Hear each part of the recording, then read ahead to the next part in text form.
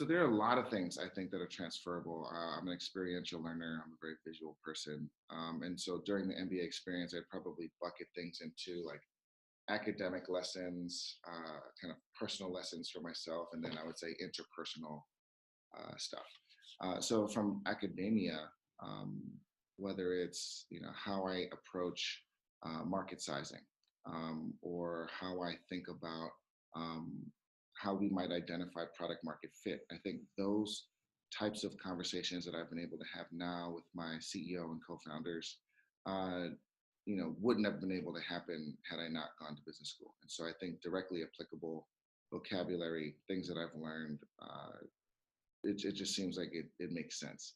For me personally, one of the big lessons that I learned while in business school was overcoming a bit of imposter syndrome. And I think there was a sort of a chip on my shoulder of, well, I wasn't a consultant, or I wasn't in private equity before. I didn't work in finance, or I wasn't in product marketing or something of those nature. And so wondering how my experience could be or was valid in an environment where we're talking about business as a trade, and people who've had that exposure, and what does someone with my background offer to the community, and is it valid after post MBA? And I think I learned that yes, it is valid. The management experience that I've had, the operational experience that I've had, really put me in a position to to speak with authority on certain subject areas. So I think that was a really important lesson for me in terms of my own validation.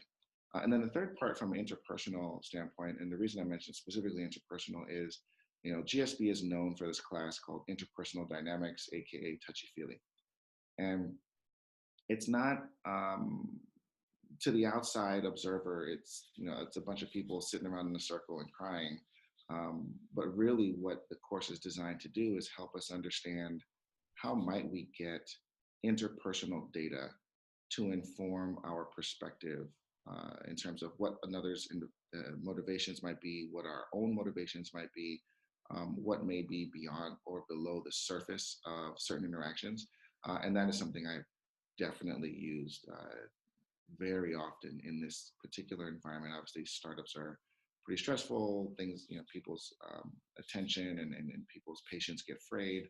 And so really having a framework to interact with my colleagues, to interact with, my CEO has been invaluable for me in terms of my own understanding of what others' motives are, or how to, frankly, motivate my team. So those are things that I'm thankful that I did learn when I was at the